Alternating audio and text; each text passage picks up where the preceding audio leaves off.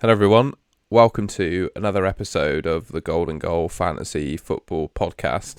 Feels a bit weird this one because I'm recording this in daylight, which is unusual. And yeah, as usual, I'm joined by Sam. How are you getting on, mate? How's your fan teams looking? Yeah, not too bad, mate. Yeah, I've had a good couple of weeks, and I had a second week of rank rise and starting to look a little bit more positive. I don't want to kind of curse it, so I'll just leave it there. But yeah, certainly happy with how the last couple of weeks have gone. What about you, mate? Yeah, not too bad really. I think my second chance team is a bit of the a star of the show at the moment. I think I played my wild card at a pretty good time. And yeah, season long's just ticking along really. Just I'm in a good position for these blanks that we'll talk about. But yeah, just see how we go really. Yeah, nice man. Cool. So on screen is my full season team as it stands at the moment. I'm ranked 2,600th, which I think is returning me about 25 quid. So I've Not got too bad, is Sari. it? Sorry, mate. It's not really too bad, is it? If you haven't spent a penny Yeah, so exactly. far. Got Sar in goal. Nice clean O from him. Trent, double clean sheet for his double game week. Should have doubled up on Liverpool defence, really, but I bought Doherty instead. Rudiger, Doherty, yeah, I can't really feel too let down by the two of them. Rudiger obviously getting his clean sheet, but got booked. And then Doherty, 1 out of 2 clean sheets against Man United and Brighton. I think I'll take that. And then he doesn't blank next week, so he's one of my playing players. Cancelo, I left him in my team just because he's like a season hold, really, isn't he? Yeah, He got me a nice clean sheet. Son, bit disappointing, but yeah, still 6 points across the double. Salah was my captain. Yeah, unfortunate with the injury, but well, what can you do? He was the best captain going into the week. Still netted 20 points as captain, so take that. Saka, 6 pointer from him as well. I didn't really like the World Up this double game week, but he got more points than the average single game week player did. And then Coutinho's just been sitting there really on 3 points. Had Kane as my vice captain. Obviously didn't get the captain armband, but yeah, scored 14 points. In hindsight, probably the best captain for the week, but yeah, what can you do? And then Broja, getting a bit tired of him now, but he'll probably just stay in my team. Yeah, with a sultry 1 pointer, and that's it really. Annoyingly, I did have Bowen on my bench as well. I was sort of hoping that he'd play this week, in the blank game week 30 because West Ham have a game, and I was hoping that 16% ownership I could cheekily hold Bowen in whacking back in this week, but sounds like he's out till April, so that's a bit unfortunate. That's my team really. nice, mate. Yeah, you've done that's a good. It's not a bad week, really.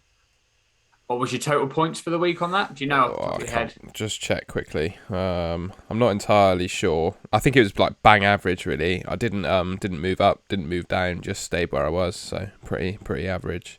I think I got for the week. Let me just check. 85 points. Cool. Yeah. And like you said, you're well set moving forward, as we'll discuss in a minute. So that's the main thing, isn't it? There's nothing worse than having a good week or an average week and then knowing you've got to make major surgery the following week. Yeah, Bowen and Webster have got to go, I think, but just working out who to bring them in for, which I think we'll talk about when we look at the fixtures. Yeah. How about yourself, mate? I've got your team up now. So 105.7 points for the week. So clearly above average week. And a rank of 1,484. So I think 3 weeks ago I was about 4K. So I've had a good couple of weeks. Yeah, I've been really happy with Sar, mate. I think Sar came really off the chats that me and you've had on the pod, if I'm honest, bringing him in. And I'm glad, we run the pod and we've had these conversations because he's been really good for a couple of weeks. I think just been a Liverpool fan, and with the triple game week, the triple game week, the double game week that they just had, kind of led me into having the double Liverpool and just seeing how good defensively they really are. And I think that was massively proved last night against Arsenal, how good Liverpool really are Yeah, yeah. defensively. Because I think there's that little bit of conversation around offsides and all these chances that look like they're happening, but had they go in the back of the net, it would be pulled back up and obviously restart with a free kick. So delighted with the Van Dijk and Alexander Arnold double up, 13.2 and a 12.6 as a combo, like totally made up. Happy with them two moving forward. With Salah, no immediate plans to move either of those on. Just leave that now. especially with the title race so tight. Liverpool and City are going to be bang on it, and probably makes a rationale and a justification to have City and Liverpool players. Same for you on Rudiger and Doherty. I mean, brought Doherty in, I think, for a hit. And so when he was like minus against United, I was thinking, for God's sake, what have I done here? Especially with Cancelo returning 6 points or whatever it was. And I took Cancelo out. So I was thinking, maybe I've made an idiotic move here. And I do want to get Cancelo back in, by the way, at some point. So that'll sort of come into plans later on. But like you, happy to have Doherty now and then have him for next week's game and then look from there. Kieran Tierney obviously got me 7 points. Did he get a clean was it a clean on the first game? I think so. Yeah, kept a clean sheet in the first game and then obviously got a bit battered by Liverpool. But, expected nothing from the Liverpool game. And they looked really, really good for 40 to 50 minutes, didn't they? Arsenal was too. In fact, I would say they were a better team, as Arteta put it, in between the two boxes. So. Yeah, mate, I'm like, how good is like Martinelli and Odegaard? They just look really fluid, and quite happy to hold Arsenal for now, for sure, as well. They're a really good compact side. Same as you with Son, bit disappointed. I think I'll be moving him on fairly soon. Probably leave him for the single next week, and then look to move him on moving forward. Salah, same as you, like no one knew the injury was there. The best captain at the start of the week for sure. Still got a goal in that first game. So, yeah, happy with the return.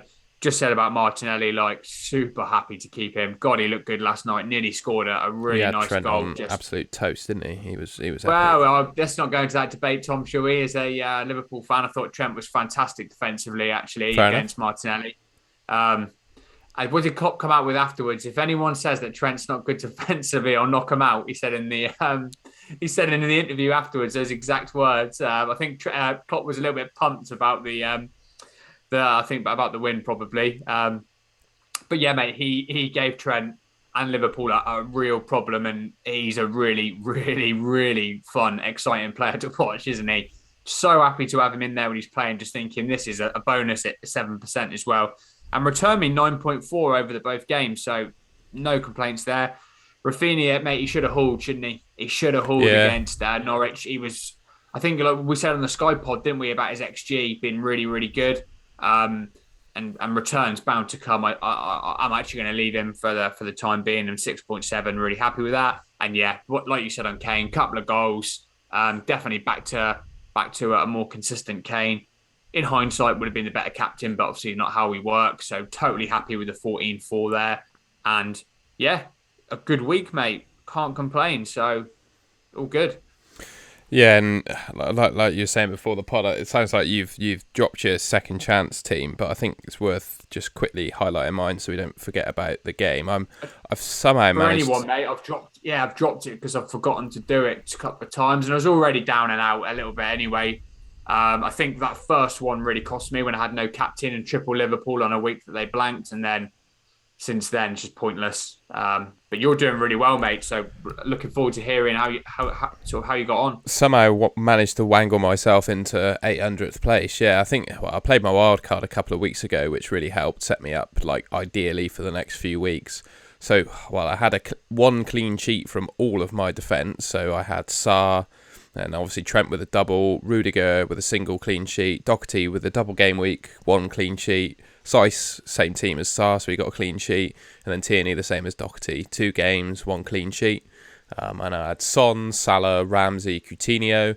Ramsey's been an absolute little star for me, really. I think I might bring him into my season-long team as well, just because he doesn't blank, and he's 4.7 million as well, so I think... Total enabler, isn't he, for unbelievable value, yeah.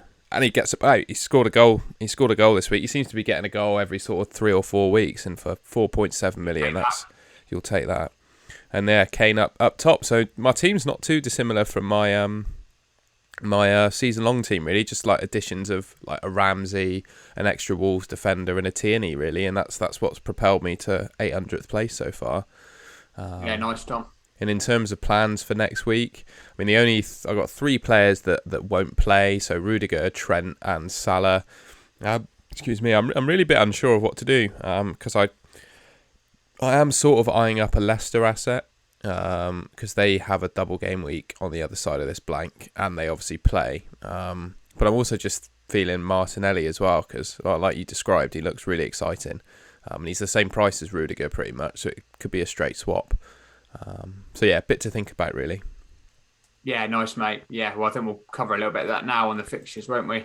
Yeah, just cracked up the fixtures. I think I took this screenshot a couple of days ago now, actually, to be fair.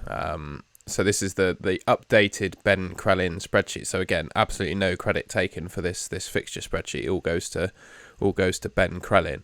And yeah, we all know who plays in 30, so I'll just reel them off. It's Arsenal, Villa, Brentford, Leeds, Leicester, Tottenham, West Ham and Wolves. Those are the only teams playing in 30.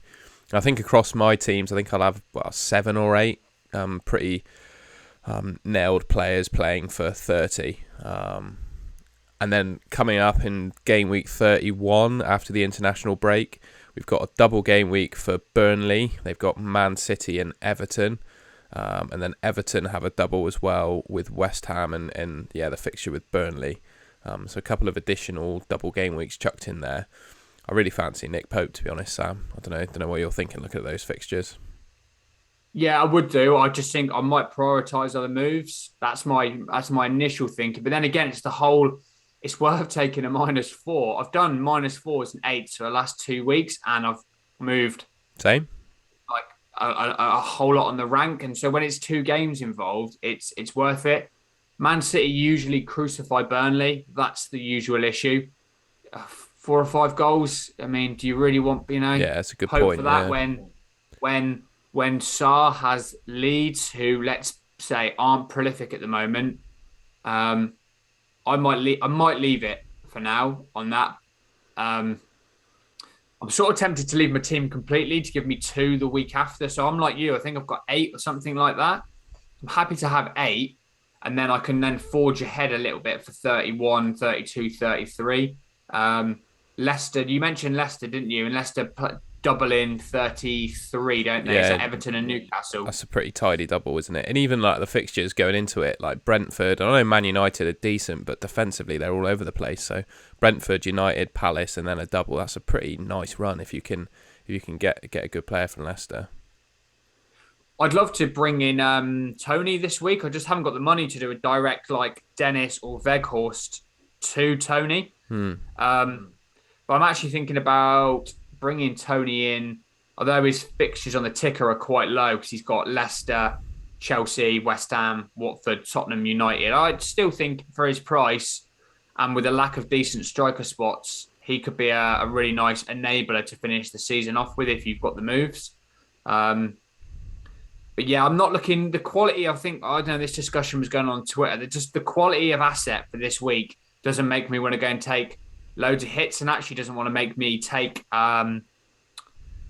even use my free transfer when I can just then roll 2 into the following week and probably attack a little bit more.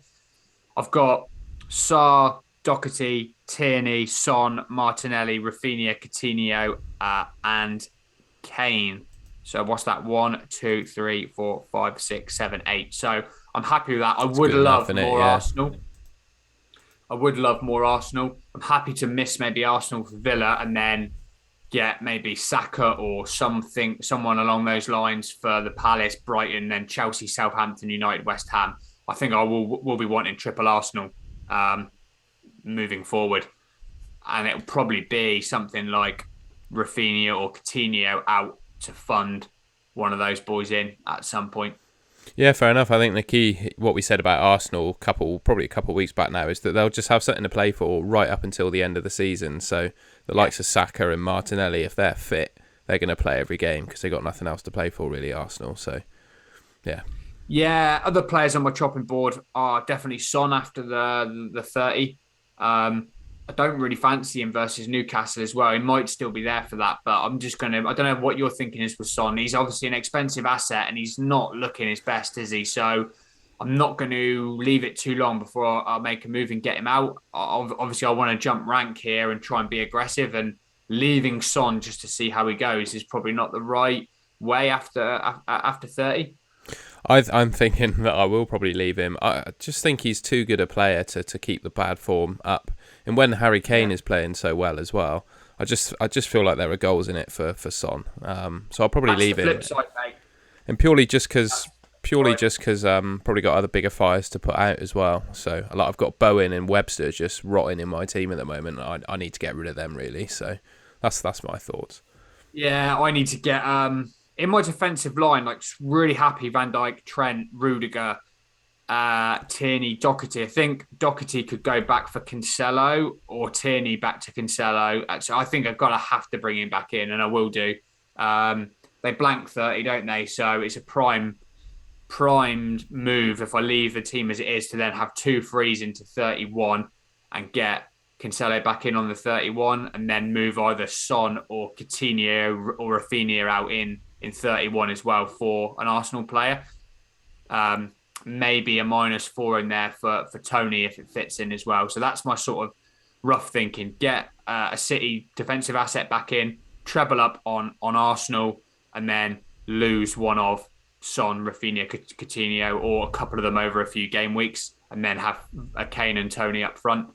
And like just saying, another asset that could come in is maybe a Leicester midfielder, a Barnes or a Maddison or something as well for one of Son, Rafinha, Coutinho. Yeah, nice one, mate. Just conscious of time, I think we'll move on from that. But hopefully that's a bit of coverage there of the fixtures. And you at least get to see them on your screen if you're watching on YouTube. So you can, have a look at them. And like we said, no credit taken for these. This is all Ben Krellin's excellent work. So give him a look up on Twitter. He does a good job of these. So on to our questions. We got 4 questions. First one, as always, thank you every week, Luke. You send us a question and we really appreciate it. So really thank you for this, mate. He said, how many have you got playing the blank game week? Luke says he's got 9 or 10 in the season long, nice. Or 6 or 7 in second chance. I think mine's a mixture, 7 or 8 across both teams, I think, really. I'm content with that. I'm 8. If I could have done Weghorst or Dennis to Tony, I would have been 9. But I can't do that without taking a hit. So that's why I'm going to probably roll the transfer, consolidate with 8 this week, and then push forward with the 2 frees into the following game week.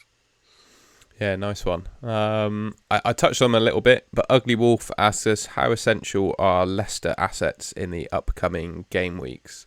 I wouldn't use the word essential to describe them, purely because when you look at, I'm just going to flash the fixtures up really quickly again.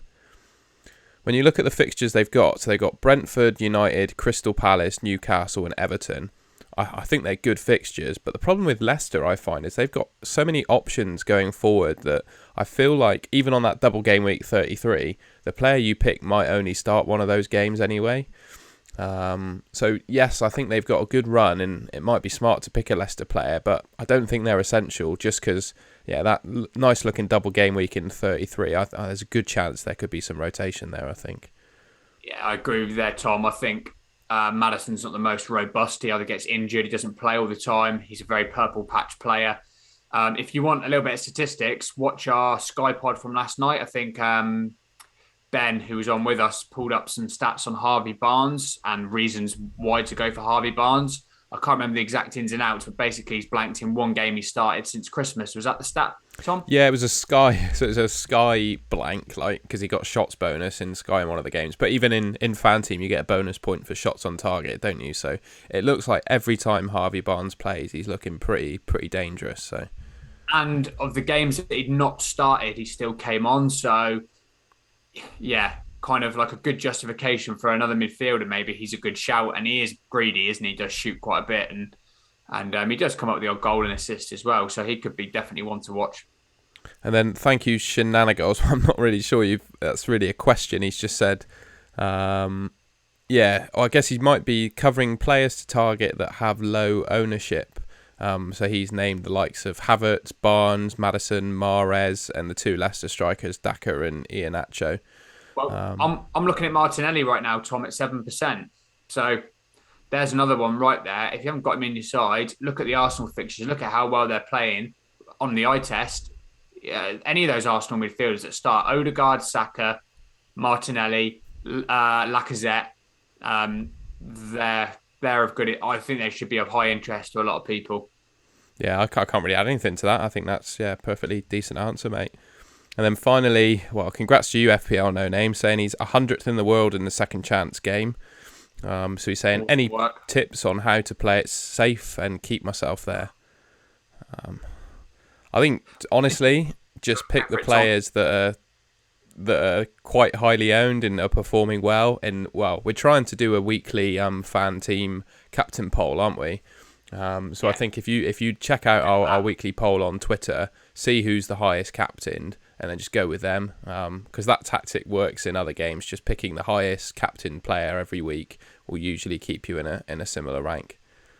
Now that we're going to, that data is going to be available, and we had something like 150, 200 votes. So there's quite a few engaged managers that are doing that. So keep an eye on that. I think keep doing what you're doing. You've obviously done something right so far. But I think this is what I thought you were going to say, Tom. Pick the players you think are going to do the best. It's really obvious, isn't it? But like Cancelo, the Liverpools, the Arsenals, they're the players that are scoring the points at the moment. Just, go with them. And I think the template's a little bit more spread on, because you can see percentages, can't you? The template's a little bit more spread than Sky, for example. I mean, in Sky, you could just go totally on template and you'd probably solidify really well. But obviously what Tom said, keep an eye on the fan team poll. Go with the good solid players that are consistent in scoring fantasy points. Trent, Van Dijk, Salah's, those sorts of players. Cancelo's. Yeah, you're not going to go wrong. Good luck for the rest of the season, buddy. Keep us informed. Yeah, exactly. Yeah, good luck, mate. Hopefully you win something nice and treat yourself with the money. That's about it really for the questions. I've actually got to go to a meeting now myself, so I think that ends it quite nicely. Wrap that up really nicely, mate. Yeah, thanks everyone for watching. As said on the Sky Pod, we reached 100 subscribers last week. So yeah, just a big thank you to everyone for watching our content, subscribing and liking our stuff. Really appreciate it. And yeah, please keep it going. Hopefully you enjoyed this one. And if you did, give us a like and subscribe if you haven't already. And we'll catch you maybe next week. We might find something to talk about next week with the international break, or in a couple of weeks' time when we've actually got some games to prepare for again. So yeah, cheers guys. Yeah, mate. Thanks, guys.